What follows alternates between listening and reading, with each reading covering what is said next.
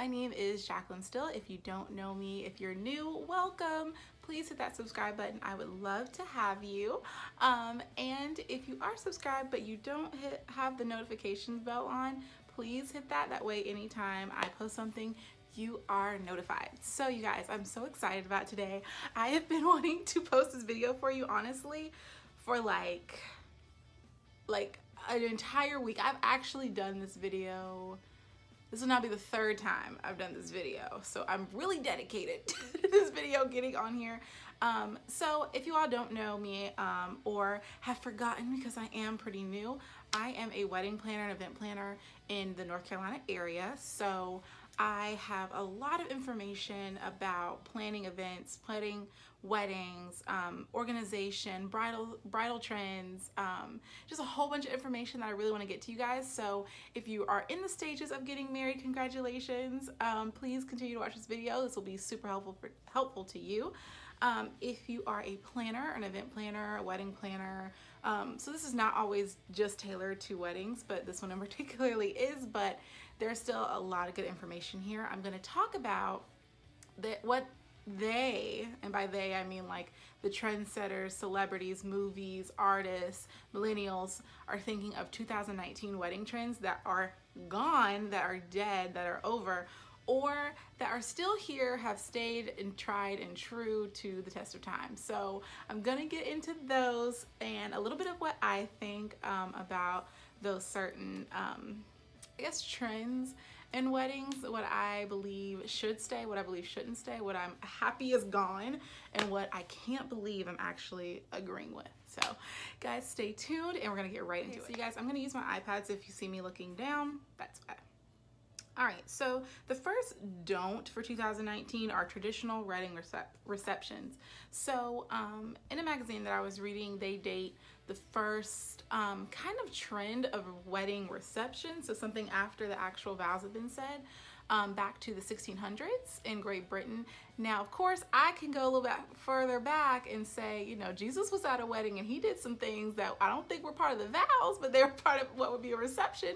So, you know, to each his own. But this magazine in particular was saying that 1600s in Great Britain was when traditional reception started, and that was more of more like sandwiches and teas and things, very upper crust things, more elegant. And today's time, so they're saying that's out, doing, you know, the traditions of the typical wedding cake, and you have the first dance, and then you have the mother or the father and the bride dance, and you know, it's just so, you know, and as a planner, we like this, we like on schedule, but it's become a little bit more comfortable, more intimate, more comfortable nowadays. So they're saying have fun at the reception. It should really reflect, this is what I personally feel should really reflect the bride and groom, just because during the wedding you kind of do have your traditional, like you want to say your vows, right? You want to say I do, you want to walk down the aisle. There's so much time that you really have at a reception versus the actual ceremony. Ceremonies are like 15-20 minutes tops. And honestly, people, as a guest, because I haven't been married before, as a guest, just you're excited, but you're like, oh, say your vows so we can go to the reception so I can eat. So typically, no one wants to stay, and even though it's beautiful, it's really all the wedding should be about are those vows, you and your spouse, but people do like to get to the reception to get their party on. So they're saying that that's kind of out. What's in are like food trucks and intimate receptions where, you know, it may not be this huge 300-person wedding. It may be 50, or I've seen 20. So it's really, really small, and you get to talk to people and take pictures with your actual loved ones. So they're saying also that the cakes are really out, which I am a super fan of. However, there's a certain cake that they're saying is going away, and I don't want it to, because I need someone, shout out to people that I know in real life, I need someone to get married and have a naked cake at your wedding so I can try it and see if I like it. They're saying that cakes are out. They're specifically saying naked cakes are out, and I will try to insert somehow a picture of a naked cake. That way you guys can see what I'm talking about. It's like a cake with barely any frosting. But it looks so good. It has, some of them have like fruit and powdered sugar. It's just I need someone. Shout out to the fiance status friends of mine. Please have naked cake at your wedding so I can at least try it. Or invite me to the tasting. Side note.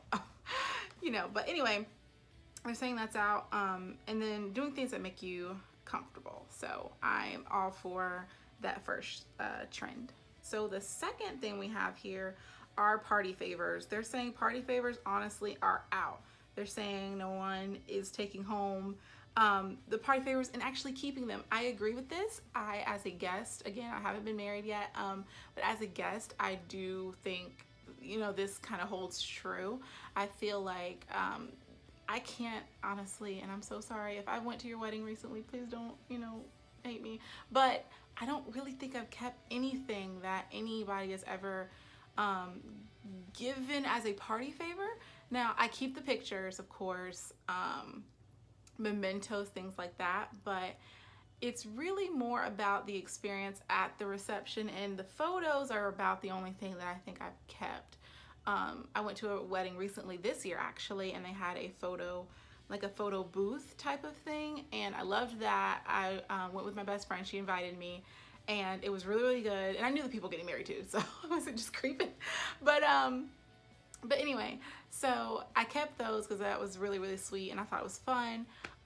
So I do think if you're gonna do a party favor, really do think about what that party favor is gonna be, because you're also spending your money, and at the end of the day, even planners, and a good planner and I've spoken to planners before, I've dealt with clients before, it's really getting that budget and sticking to it. You're gonna get the wedding that you've always dreamed of, but you want to really stretch that dollar. So a good planner will let you know, hey, no one's gonna take home, you know, the engraved in golden wood, I don't even know if that's a thing, but golden wood chapstick that you gave them. They're gonna lose it. So maybe instead of spending your money on the chapstick that you aren't sure if people are gonna take, maybe use it for what they're saying now as a switch up on the typical party favor, as a late night snack, like cookies, little mini foods. So I know sometimes people do like burgers and fries or like mini tacos or something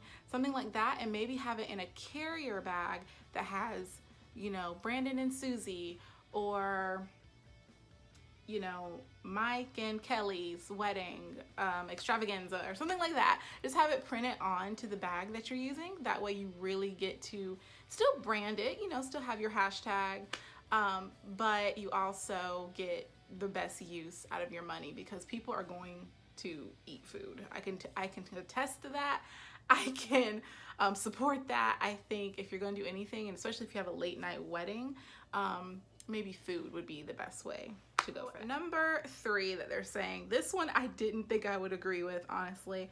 I was like, I don't know about it. I don't know. But I did some research on Pinterest. I may try to put some photos in there of that if I can, but I did do some research on this one, and it's slightly won me over, but I'll dig into it more. Wedding dresses. They're saying that not only are wedding dresses out, but white wedding attire, I guess. So if you do like a jumpsuit or a romper, which I've seen before, or a dress, that it does not have to be white. In fact, more millennials are not wanting to wear white, not completely white. They want like something a little more standout, a little more different. In fact, they're also saying that brides will allow their bridesmaids and other guests to wear white. That's a thing. So nowadays you don't have to worry about having to wear all white. You can actually do a little bit of color, and some brides are daring and push the envelope and completely go along with no white. Just don't even bring it to the door, okay? And I'm not for myself, I wouldn't personally ex-nay white.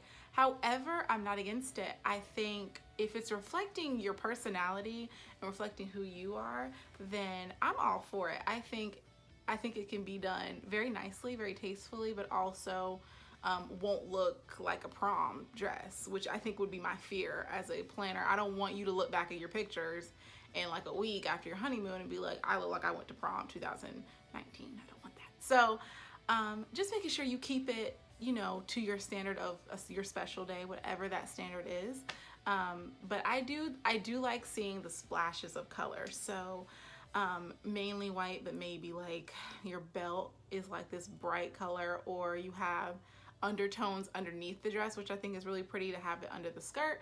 So there's so many ways you can play off the white and add some color. So I'm not completely against that one, but it was hard to win me over on that one. Okay, so number 4, wedding photos. So I think this one is without saying. I don't even know if this is really a 2019 thing. I think this has been around for as long as social media has been popular, which has been a minute. Photos, it's all about your Instagrammable moments. I'm not gonna lie, if you're a millennial, if you're not a millennial, you want those pictures to be likable, not only to yourself, but you want to create moments and memories that you can laugh at, or you can joke about, or you can be like, wow, we really lived it up. And that's what they're saying with 2019 that's out, are your traditional like standing in a line kind of photos with your bridal party. And I am all for this. I think if you have, you know, your friends and your family and close people that you've selected to be in your wedding, have that experience be fun for them too. Of course they're there to support you mainly, but really make it something where everyone can be, you know, enjoy taking the photos. They're not feeling like, oh gosh, I have to stay in here for maybe another hour and take photos. So really try to make it something where everyone's intuitive to it. Have fun with it. I am an advocate, if you're not on different social medias, look through YouTube and find wedding photo tutorials and see how people have come up with so many different ideas. That it can be so hilarious. And I'll actually put a link down below of some ideas that I have posted onto my social media. That way you guys can kind of see what I'm talking about, or at least go to the page and then find people, and you'll be able to see just how some different couples have did some very extravagant and fun and adventurous, and I think unique photos, and they can maybe spruce some ideas for you. So yeah, they're saying the traditional wedding photos are out and the more fun Instagrammable wedding photos are. Last but not least, they're saying stressing, making it a difficult process. I don't even need my iPad, you guys, for this one. I completely agree with this. Sorry, I got really close. No, but I completely agree with this. I don't think it's worth stressing about. As long as you and your spouse are happy at the end of the day, it is not worth stressing about. This is also where I kind of put in a plug that you do need to have a planner. If you have a family planner, great. If you don't have a family planner and you're in North Carolina, look for Prosperity. But if you aren't in North Carolina, unfortunately, look for a planner who can help you. There are so many packages that you can order and have that don't cost a ton of money. I know for myself that I have a full service, a partial service, and a day of coordinator. So my full service is where I'm coming in and I'm literally planning from the moment you got engaged to your honeymoon. It is completely full service, and it's a percentage of your own budget. So it's not that you're going to be paying outside of your budget. So really, and if you're not in North Carolina, then shop around and see if you can find a planner that can work with your budget, because there's so many details. And if you're not someone who wants to do this as a career, or you don't have the time, then full services would be perfect for you.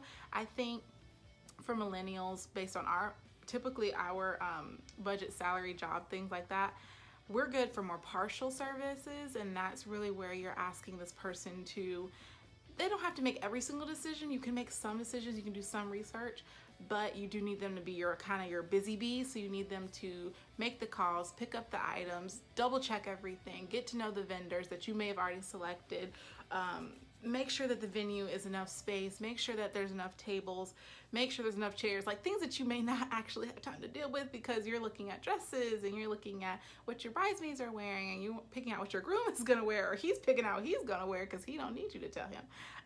So yeah, so you really get the bang for your buck with that partial package. And then a day of coordinator, I think, is really, honestly, if you kind of are a person who you can get it all together, you do not need someone to do all that work for you. But the day of, you'd rather not be the bride who's also telling the DJ where to go, right? No one wants that. So I think, you know, a day of coordinator would be great for you. So really just making sure you don't stress. In 2019, I think a lot of people are doing smaller weddings, more concentrated, intimate weddings, so that way they don't have to stress out about a guest list and seating and vendors and the venue and the timing and the dresses and the bridesmaid. Like, it's so much. So people are really doing smaller weddings, but they're still using coordinators, because at the end of the day, if we all could do everything, then I mean, hey, none of us would have anything to do. But it is good to have a little bit of a helping hand. And that completes the list for 2019, or at least the shortened list that I have for you guys today. If you guys like videos like this where I'm talking more wedding, I'm talking more on the prosperity side, please let me know. I do try to have a balance of like my personal life versus what I actually do for my business. So if there are anything, you know, that you guys see out there, you're like, oh, Jackie, I want you to talk about that, please comment, let me know. And if it's in my field of life, then I will definitely make sure to talk about that topic, or at least get back to you with it. But yeah, so that's all, and I'm gonna go ahead and give you guys my final thoughts about everything. Hey you guys, so thank you so much for watching my channel. I'm so excited that I finally got that video done. It had been a week and I've recorded that 3 times, but I was so excited about this information. It actually helped me exhaust what I wanted to talk to you guys about, because the list was going on and on and on, but we got it down to 5 things, and I'm so happy about that.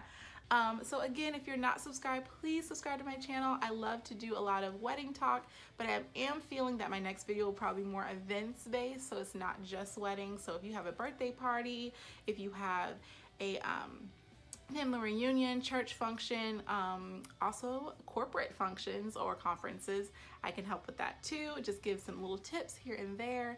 And if you're in the North Carolina area, please look for Prosperity Weddings and Events. I'm gonna have our website link down below. I do free consultations. They're 30-minute consultations where I talk to you on the phone, or I can meet you in person, whichever. And I can either go ahead and give you an assessment at that time, or I can review everything with you and we can look at how you would move forward. And if you're getting married, I can kind of help you decide, or at least guide you on where you would best fit and what package that you would need. So please go to our website. I'll have it linked down below. And I want to thank you guys so very much for all that you do, and I hope you guys have a wonderful day. Bye.